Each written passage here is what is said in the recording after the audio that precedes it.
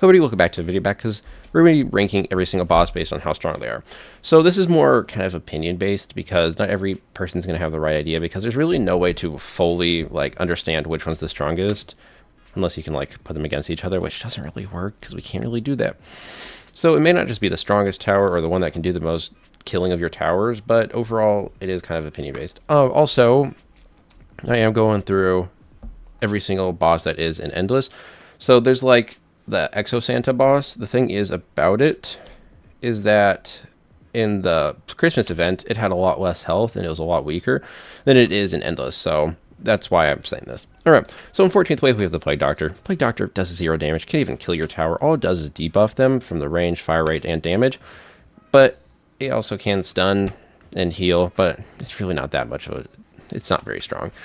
All right. So in 13th place, we have the Predator. Predator is a good tower boss. Whoopsie.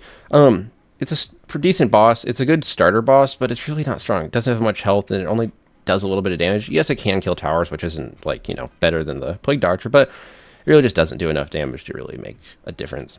12th place, we got the Snow Predator. Literally same thing from the Predator, but it can actually freeze your enemies for a little bit, which is kind of cool. 11th place, we have the Eradicator. Eradicator, really cool boss. The first big bad boss that actually does damage, but it just also, again, just doesn't really do that much damage compared to other bosses on this list. And it really just doesn't have that killing power that some of these other bosses have, which are kind of insane. Overall, it is a decently strong boss, but its health and damage just does not make up compared to the other bosses.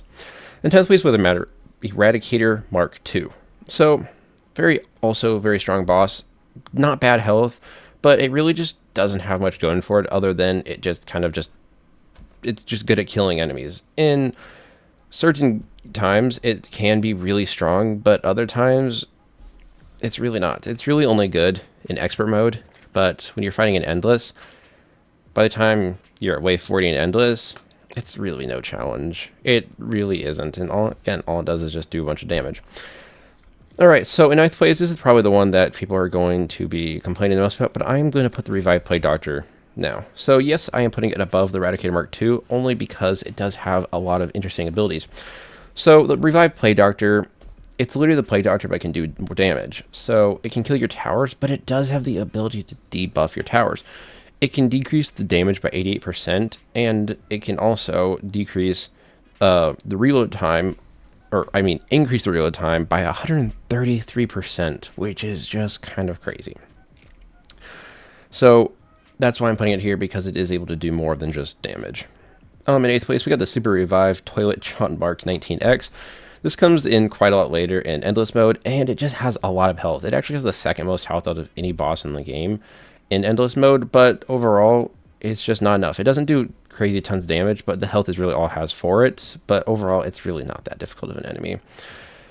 Alright, so then in 7th place, we have the Eradicator Mark IV. So, what happened to... I wish there's Eradicator Mark III. I just gotta say that right now. Why is there not an Eradicator Mark III? Where is that one? We got 1, 2, and 4. But where's 3? Whatever. So the Eradicator Mark IV, really cool enemy. It's a giant cannon that has on its back. Being able to literally just blow up and destroy the strongest tower you have, overpowered. But what really does it is its Desperate Rush ability, which can catch people off guard if you didn't know it's coming. And its ability to just sprint and run is actually kind of broken a little bit at certain points, because if you're not really prepared for it, and the boss is kind of towards the end of your base, boom, you're dead, because it's just going to start sprinting towards it. Overall, it is a really strong boss that does do a crap ton of damage, and with the rush, it's really good. Okay, so in 6th place, we got the Nightmare Exo Santa. I kind of struggled if I wanted to put this below the Eradicator Mark IV. It might also, I don't know, but I put it up above just because it does have a lot more health, and it has the abilities to, at 135,000 HP, it does end up walking 50% faster. Other than that, it just has a lot of abilities that just do a decent amount of damage. It's another, does decent amount of damage, but it has a good chunk of health that does make it last a long time, so that's why I kind of just put it above the Eradicator Mark IV, because of its amount of health. Okay, so in 5th place, we have the Eradicator Mark I Combat.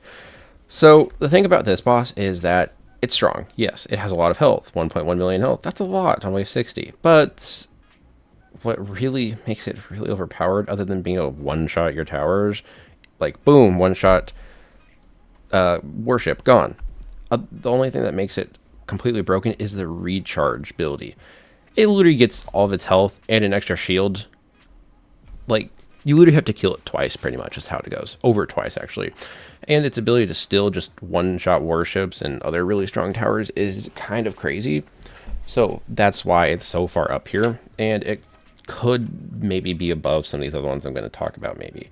It's kind of, I also had to decide if I wanted to put above the Apex Predator. So Apex Predator does the same thing, where it can just, like, completely destroy your strongest tower, of course. But why I put it up here is because it has a spawn-in ability that spawns in 7 predators and 7 snow predators.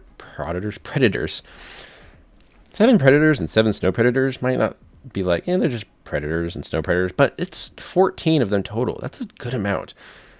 They're good at soaking up enough damage at the beginning and just killing some towers too. That many can lead to some destruction. Plus, he has 1.5 million health, which is a good amount, and he just does a lot of damage. He has this like giant like laser ability that just completely destroys a tower and stuff other like that. And plus, when it is defeated, it will pull its core from its chest and crush in its hand, causes explosion, and it just wipes out this huge range of towers. And it's just a really cool ability that I do really love, but it's a killer. All right, so in third place we got the Gold Eradicator Mark IV. It's literally the exact same thing as the Eradicator Mark IV, pretty much, but it has a couple extra abilities that just makes it do more damage, and this boss ends up having the most health in the entire game with 8,750,000. And it also has the Frantic Sprint ability where it just runs at 650,000 health. That's a lot of health that you still have to take out when it's running at high speeds. But overall, again, it's just the Eradicator Mark IV, but with a crap ton of health that just makes it so much more deadly. Okay, so then we have the Eradicator Mark 1 combat, but it's the golden, you know? So because it's golden, it's got to have a lot more health. 5.5 million, but it has a shield of 16,500,000. Technically making it this, like, boss with the most health in the game, I guess, if you count it. Plus, I believe this one too can recharge. So at 300,000 health, Golden Eradicator Mark 1 combat will scream loudly and deactivate for a short period of time, stunning all towers. And it will restore all of its HP and immediately generate a small portion of its shield back. You'll also be able to use a new ability called Seismic Eradication, which it just slams its chainsaw 7 times on the ground, ending with a stronger one, utilizing both of its chainsaws kind of simultaneously, each hit doing 500 damage, and the last one doing 1,000 damage. I just wanted to read that because I've never heard about that till now. Okay, I got distracted. I'm reading off the wiki if you guys can't tell, but huge mass shield, huge amount of health, can recharge again. Again, it's literally just the Eradicator Mark 1 combat, but golden version, which means it's just stronger and has more health. That's literally all it is. And we got, in first place, the big bad boss, Calamity. So yes, the Calamity does really only show up on wave 80, but there is one thing about the Calamity. It has an ability that spawns in a crap ton of enemies. It's called the Horde of Hades, I believe. So there's a whole bunch of stuff. So it's like adversaries, redacteds, entities, catastrophics, and something else. I cannot read that. I'm blind. Whatever.